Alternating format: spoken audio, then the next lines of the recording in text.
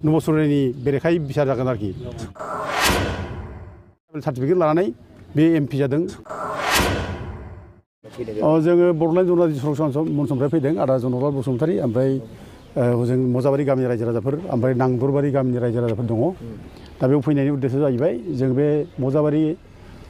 बर' मजाबारि सथ' मजाबारि बे गामिनिफ्राय जथ' इभिक्सन माने इलिगेल इनक्रुजार्स दं बे इलिगेल इनक्रुजार्सखौ होखारनांगौ होननानै जों बिराद गोबावनिफ्रायनो जों नांबाय थादों। नांनाय हिसाबै आगोलाव जोंहा चिरांनि डिसिआ बेखौ एक्जिकिउटिभ मेजिस्ट्रेट दायथ' होनानै बिसार खालामबाय आरो बिसाराव बे हाया जे बर'फोरनि आरो बे बर'फोरनि हायाव सोर सोर मानसिया अकुपाय खालामनानै थादों आवग्रिनो हादों बे जिनिसखौ बियो बिसार खालामनानै लिरना हरदों आरो बे जायगायाव बर'फ्रा गावसोरनो आप टु डेट एखेबारे खाजोना थाजिना थानानै दङ दासिमबो होयो हानि रेकर्डआ गासिबो बिसिनाव दंजोबो दा होखारनांगौल' बाखि जायो आरोखि दा बे हिसाबै चिरांनि जायनाखि एक्जिकिउटिभ मेजिस्ट्रेट बियो जायनाखि बिसार खालामना हरबाय बेखौ जोङो प्रिन्सिपाल सेक्रेटारिनो बिटिसिआव हैदों आरो प्रिन्सिपाल सेक्रेटारि बिटिसिआ सार्कोल अफिसाराव चिराङाव नैबे सिडलियाव बेवबो रिपर्ट बिहरदों एक्सुवेलि मा जानानै दं बेखौ बिहरदों आगोलावनो दा खिन्थु माखासे फाइलफ्रा हयथ' बोरै बोरै गोमानानै थादों जोंथ' बुजिनो हायाखिसै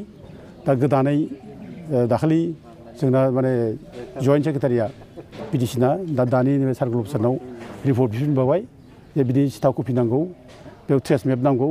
आरो बे जायगायाव बेसेबां एनक्रचमेन्ट दङ सोर सोरनि हायाव सोर सोर एनक्रच जादों बिनि लिस्टखौ नांगौ होननानै बिसोर बिटिसिआ बिहरफिनदों। दा जों रायलायनाय बादिब्ला सिडली सार्कोल अफिसारा आगोलावनो 2021आवनो बे जायगानिफ्राय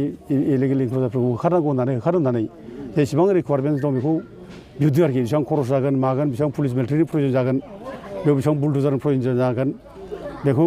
माने बिहरदों होननानै जोंनो सार्कोल अफिसनिफ्राय खोन्थादों आरोखि दा खिन्थु बेफोर जिनिसा दा हजों फाइलाव गैया मोनाखै दा गोदानै नै दिनैसो हयथ' नैबे दानि माने सार्कोल अफिसारा बेखौ गोदानै बानायना हरफिनगोन दा बेखौनो जों थाबैनो बानायनो थाखाय जोङो दा दिनै रिकुवेस्ट खालामदों आरोखि दाथ' सम्भब दं जाथारनांगौ जायैथ' खुनु खोथा गैया एखेबारे आयेना जोंनि आखायाव दा जोंनि सायाव जोंनि फेभाराव दं आयेना हाया जोंनि नामावनो दंजोबो गासिबो खाजोना आप टु डेट होनानै दङ दा गथे बे जायनि खुनु प्रश्न गैया एक्सन लानांगौ आरोखि दा आयेनखौल' माने जोङो दा बाहायनांगौ दा बिटिसिआ जोंनि सरकार दा जोंनि सरकारा जुदि बाहायोब्ला इमिडियेटलि बे थाब एक्सन जायो आरोखि जोंहाबो फोथायनाय दं मावथारनांगोन मावनो खानांगौखा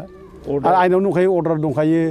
आयेनाव दंखायो चेप्टार 10 नि जायनाखि रुल्स दं बेयाव दंखायो आरो लोगोसे गोदानै जा माने हाइकर्टनिफ्राय मोनसे अर्डार दंबावो हाइकर्टआव अर्डार बाय जेसेबां ट्राइबेल बेल्टआव इलिगेल एनक्रच जादों बिसोरखौ माने होखारजोबनांगौ होननानै अर्डार होनाय दंखायो नबसरनि खोथा आरोखि नबसरनियानि केसा बेखौ सोंदों दा बेखौ जोंहा बुंनांगौ दं दा नबसरनियानि केसा सुप्रिम कर्टआव थांबाय सुप्रिम कर्टआव जों एपिल खालामदों दा एपिल खालामनायल' नङा नै फैगौ नैबे 4 थारिख बावला नै थामलिफोरनोसै आरोखि 4 थारिखआव मोनसे हियारिं दं जोंहा सुप्रिम कर्टआव नबसरनि बेरेखायै बिसार जागोन आरोखि दा गथे बे हियारिं दं जों आसा खालामो जोंनि फेभारावनो मोनसे जाजमेन्ट होगोन बिसार खालामगोन जोंहा बिसास दं मानोना नबसरनिया बर' मानसि नङा बर' कसारि नङा बे ट्राइबेल नङा बियो सर'नि जाथिनि मानसि आरो सर'निया बे टाइटेला सर'नियानिसो जाथिनिसो टाइटेल बियो दा बे बर' कसारि नाम लानानै बे माने फेक मोनसे माने ट्राइबेल सार्टिफिकेट लानानै बे एमपि जादों ट्राइबेल समस्तिनिफ्राय दा जोङो बेखौ माने दुखु खालामो जोंनि बर' आफादफ्रा जयै नांनांगौमोन जयै होबथानांगौमोन होबथा रोङाखिसै जों बेखौ दुखु खालामो मानोना बे ट्राइबेल रिजार्भ समस्ति एमपिआ नायल' जाल' मोनसेल' बर'फोरनि थाखाय आरो जों बे बर'फोरनि थाखाय थिनानै दोननाय ट्राइबेल रिजार्भ समस्तिनिफ्राय जुदि गुबुन जाथिया जुदि माने 2 नम्बरि ट्राइबेल सार्टिफिकेट लानानै जुदि एमपि जायोब्ला बे दुखुनांथाव अब्ला जोंनि दुखु सुखुनि बाथ्राखौ सोर बुंहैनो पार्लामेन्टआव बे मोनसेल' जोंहा माने मोनसे सुजुगमोन आरोखि बे पार्लामेन्टआ जोंनि थाखायमोन दा गथिखे जों बेखौ दिनै सेबसिननानै लानांगौ जेरैखिया जों जुजिनांगौ दा ओंखायनो जों सुप्रिम कर्टआव जा जों केस होदों दा जनजाति सुरक्षा मन्थ्रिया आंखौनो बिबान होनाय हिसाबै दावराव देख्रेब नारजेन नामावनो केसखौ होनाय जाबाय दा फैगौ 4 थारिखआव मोनसे हियारिं दं आरोखि दा क्लियार खाथार बे नबसरनिया बर' कसारि नङा आरो सर'निया सर'नि जाथिनिसो मोनसे टाइटेल बर'फ्रा टाइटेल लायो आरिजों टाइटेल लायो होनना बुंदों बेखौ सिडनी एन्डेल्सआबो लिरना गालांदों आरो माने टाइप्स अफ आसाम बे लेखाबो दङ आरोखि बर'फ्रा आरि बसुमतारी दैमारि नार्जारि गयारि बिदिनो महिलारि बेबायदि मोनसे टाइटेल लायो ओरै होननानै बुंदों आरोखि दा गथिखे आरो ब्रह्मनि खोथा फैदों ब्रह्मबो दङ बिसोरनाव ओरै बुंदों दा ब्रह्मखौ ब्रह्मारि होनना बुंदों आरोखि सिडनी एन्डेल्सआ माने माखासे मानसिफ्रा ओरैनो माने फुजा होनो थाखाय माने माबा लायो ब्रह्म टाइटेल लायो खिन्थु बिसोर बर'नि कालसारखौ गाराखै बर'जोब दा धोरोम सोलायब्लानो जे धोरोम लाहैबानो जे माने जाथिनि माबा सिनायथिया गोमायो बेबो नङा दा दिनै जोंनि गेजेराव सोरबा खृष्टान दं सोरबा बे जयगुरु दं बिसोर दङ खिन्थु बिसोर जाथिखौ लाखिनानै दं जाथिनि परिसय जाथिनि सिनायथि जाथिनि कालसार जाथिनि राव बेखौ बिसोर लाखिनानै दं दा खिन्थु सर'निया बर'निफ्राय थांदोंब्लाबो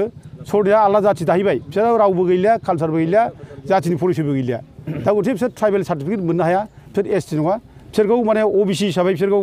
माने आसाम सरकारा बिसोरखौ स्वीकृति होखादों।